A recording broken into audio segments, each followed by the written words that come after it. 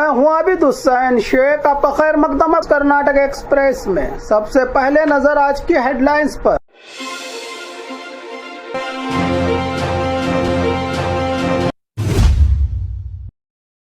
राहुल गांधी पर विवादित बयान पड़ा भारी। बीजेपी एमएलए यशपाल स्वर्णा के खिलाफ एफआईआर दर्ज। बेंगलुरु बस में महिला के साथ बदतमीजी, पुलिस कांस्टेबल पर गंभीर आरोप, लोगों ने की पिटाई। केईए की बड़ी गलती, एक ही दिन 2 पुलिस एग्जाम, कैंडिडेट्स में बड़ी नाराजगी। कावेरी पानी पर कर्नाटका में बड़ा आंदोलन, तमिलनाडु को पानी छोड़ा गया तो कर्नाटका बंद की चेतावनी।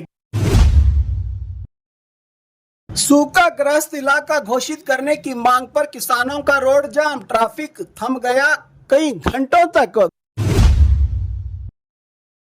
ऑनलाइन डिलीवरी स्विगी के खिलाफ होटल ओनर्स ने खोला बड़ा मोर्चा। 2 करोड़ 12 लाख मुआवजा न देने पर नगर सभा ऑफिस की प्रॉपर्टी जब्त। कर्नाटका कैबिनेट एक्सपेंशन से पहले जमीर अहमद खान को दिल्ली का बुलावा, क्या फिर बनेंगे मिनिस्टर? इंसानियत की मिसाल, मॉर्निंग वॉक पर मिली 32 ग्राम सोने के मंगलसूत्र को ईमानदार महिला ने असली मालिक को लौटाया। खबरें विस्तार से। राहुल गांधी पर विवादित बयान पड़ा भारी। बीजेपी एमएलए यशपाल स्वर्णा के खिलाफ एफआईआर दर्ज। कर्नाटका से बड़ी राजनीतिक खबर। उडुपी बीजेपी एमएलए यशपाल के खिलाफ राहुल गांधी को लेकर नफरत भरा और भड़काऊ बयान देने के मामले में एफआईआर दर्ज कर ली गई है। कांग्रेस और सीजेपी कॉकरोच जनता पार्टी के खिलाफ प्रोटेस्ट के दौरान दिए गए बयान पर पुलिस ने कार्रवाई करते हुए बीएनएस की कई धाराओं के तहत केस दर्ज किया है। एमएलए के खिलाफ आरोप है कि यशपाल स्वर्णा ने राहुल गांधी के खिलाफ विवादित टिप्पणी करते हुए राहुल गांधी और उनके परिवार को खुलेआम धमकी दे डाली। उनके और कांग्रेस के खिलाफ धमकी भरी बातें कहने के मामले में इसके बाद कांग्रेसी नेताओं ने देर रात पुलिस स्टेशन पहुंचकर शिकायत दर्ज कराई। उडुपी एसपी हरिराम शंकर ने कहा कि शुरुआती जांच में बयान को हेट स्पीच और भड़काऊ पाया गया है। मामले में आगे की कानूनी कार्रवाई जारी रहेगी। इस मामले ने कर्नाटका की राजनीति को गरमा दिया है और अब सबकी नजर पुलिस की अगली कार्रवाई पर टिकी हुई है। बेंगलुरु बस में महिला के साथ बदतमीजी, पुलिस कांस्टेबल पर गंभीर आरोप, लोगों ने की पिटाई। बेंगलुरु से एक हैरान कर देने वाली खबर। बीएमटीसी बस में एक पुलिस कांस्टेबल पर महिला के साथ अश्लील हरकत, छेड़छाड़ करने का आरोप लगा है। घटना के बाद बस में हंगामा मच गया और गुस्से में आए लोगों ने कांस्टेबल की पिटाई कर दी। बताया जा रहा है कि संजय नगर पुलिस स्टेशन के हेड कांस्टेबल मंजुनाथ जाने के लिए बस में सवार हुए थे। इसी दौरान एक महिला ने उन पर बदतमीजी और छेड़छाड़ का आरोप लगाया। महिला की शिकायत के बाद भीड़ ने कांस्टेबल को पकड़कर पीट दिया। मामला अब पुलिस तक पहुंच चुका है। महिला ने शिकायत दर्ज कराई है, जबकि हेड कांस्टेबल मंजुनाथ ने भी काउंटर कंप्लेंट दर्ज किया है। फिलहाल पुलिस पूरे मामले की जांच कर रही है। सीसीटीवी और गवाहों के बयान के आधार पर सच्चाई सामने आने का इंतजार है। केईए की बड़ी गलती, एक ही दिन 2 पुलिस एग्जाम, कैंडिडेट्स में बड़ी नाराजगी। कर्नाटका के हजारों पुलिस की नौकरी के इंतजार में बैठे बेरोजगारों के लिए बड़ी परेशानी। कर्नाटका एग्जामिनेशन अथॉरिटी की प्लानिंग पर सवाल खड़े हो गए हैं। 2 अगस्त को सिविल पुलिस कांस्टेबल की कल्याण कर्नाटका और नॉन एचके दोनों भर्तियों की परीक्षा एक ही दिन रखी गई है। सबसे बड़ी दिक्कत यह है कि कई कैंडिडेट्स ने दोनों एग्जाम्स के लिए अप्लाई किया, लेकिन उनके एग्जाम सेंटर्स अलग अलग जगहों पर दिए गए हैं। कई जगहों पर एक साथ दोनों सेंटर्स के बीच 100 किलोमीटर तक का फासला है, जबकि दोनों एग्जाम्स के दरमियान सिर्फ 2 घंटे का गैप रखा गया है। इस फैसले से कैंडिडेट्स में जबरदस्त नाराजगी है। उनका कहना है कि या तो दोनों एग्जाम्स एक साथ ही सेंटर पर करवाए जाए या फिर अलग अलग दिन शेड्यूल किए जाएं, ताकि किसी भी कैंडिडेट्स का मौका जाया ना हो। अब सबकी नजर कर्नाटका एग्जामिनेशन अथॉरिटी पर है कि वो इस मामले में क्या फैसला लेता है और क्या कैंडिडेट्स को राहत मिलती है।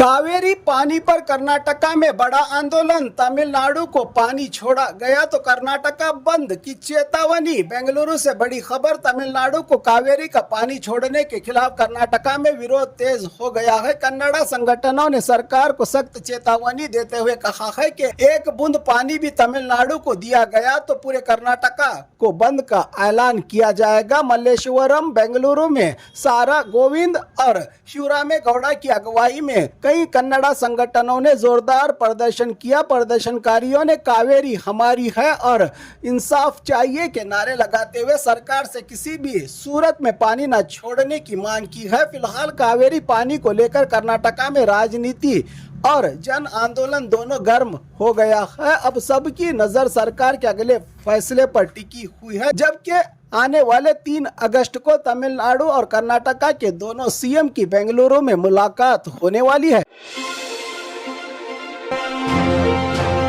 सूखाग्रस्त इलाका घोषित करने की मांग पर किसानों का रोड जाम, ट्रैफिक थम गया कई घंटों तक। गुलबर्गा से बड़ी खबर, कल्याण कर्नाटका को तुरंत सूखाग्रस्त इलाका घोषित करने की मांग को लेकर किसान और कई संगठन सड़कों पर उतर आए। प्रदर्शनकारियों ने हुमनाबाद रिंग रोड जाम कर दिया, जिसके कारण कई किलोमीटर तक लंबा ट्रैफिक जाम लग गया। किसानों ने सरकार से सूखा घोषित करने, स्पेशल पैकेज देने और किसानों के कर्ज माफ करने की मांग की। आंदोलन के चलते गुलबर्गा के कई मुख्य रास्ते प्रभावित रहे और आम लोगों को काफी परेशानियों का सामना करना पड़ा। अब सबकी नजर सरकार के अगले फैसले पर है कि किसानों की मांगों पर क्या कदम उठाया जाता है।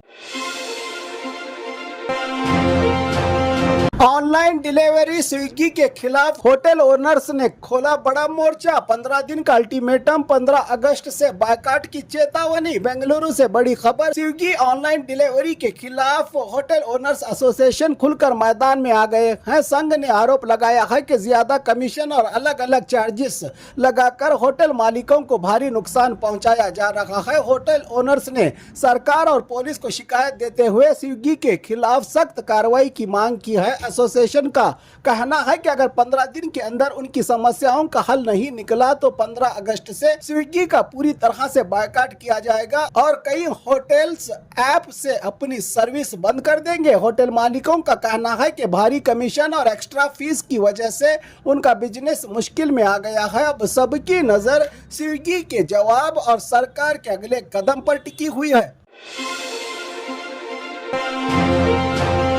2 करोड़ 12 लाख मुआवजा न देने पर नगर सभा ऑफिस की प्रॉपर्टी जब्त, कंप्यूटर और टेबल कोर्ट के आदेश पर किए गए सीज।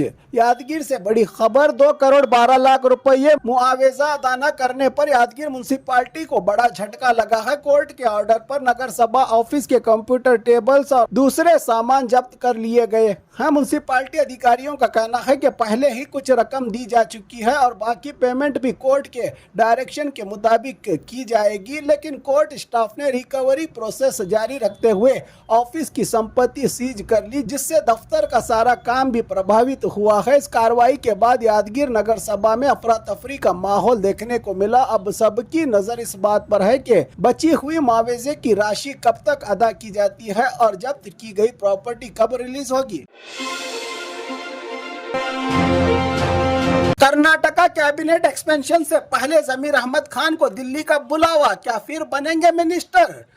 बेंगलुरु से बड़ी खबर, कर्नाटका कैबिनेट एक्सपेंशन से पहले फॉर्मर पूर्व मिनिस्टर जमीर अहमद खान को एआईसीसी हाईकमांड ने दिल्ली बुलाया है। इस राजनीतिक बुलावे के बाद उनके दोबारा मंत्री बनने की चर्चा तेज हो गई है। कांग्रेस के सीनियर नेता बीके हरिप्रसाद और केसी वेणुगोपाल बताए जा रहे हैं कि जमीर अहमद खान के पक्ष में लॉबी कर रहे हैं। कहा जा रहा है कि केरला असेंबली इलेक्शन में कांग्रेस की जीत में जमीर अहमद खान की अहम भूमिका को देखते हुए हाईकमांड उन्हें एक और मौका देने पर विचार कर सकती है। दूसरी तरफ दावणगेरे बाई इलेक्शन के बाद उठे विवाद और पार्टी के अंदर की नाराजगी को लेकर कुछ नेता अब भी ऐतराज जता रहे हैं। अब सबकी नजर दिल्ली की मीटिंग पर है, जहां कर्नाटका कैबिनेट एक्सपेंशन को लेकर आखिरी फैसला लिया जा सकता है।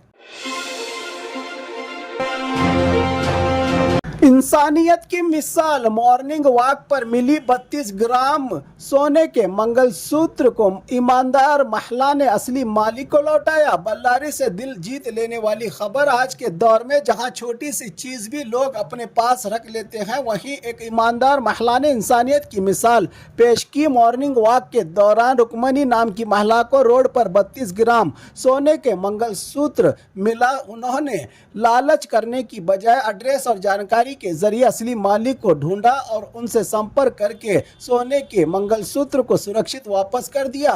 गोल्ड के मालिक वसंत ने बताया कि बल्लारी में ज्वेलरी रिपेयर के दौरान उनसे ये मंगलसूत्र कहीं गिर गया था। 2 दिन तक परेशान रहने के बाद जब उन्हें फोन आया कि उनका मंगलसूत्र वापस मिला तो उनकी खुशी का ठिकाना नहीं रहा। उन्होंने रुक्मिणी जी का दिल से शुक्रिया अदा करते हुए उनकी ईमानदारी को सलाम किया। ईमानदारी अब भी जिंदा है समाज में। रुक्मिणी जी का ये नेक काम समाज के लिए एक बेहतरीन मिसाल बन गया है।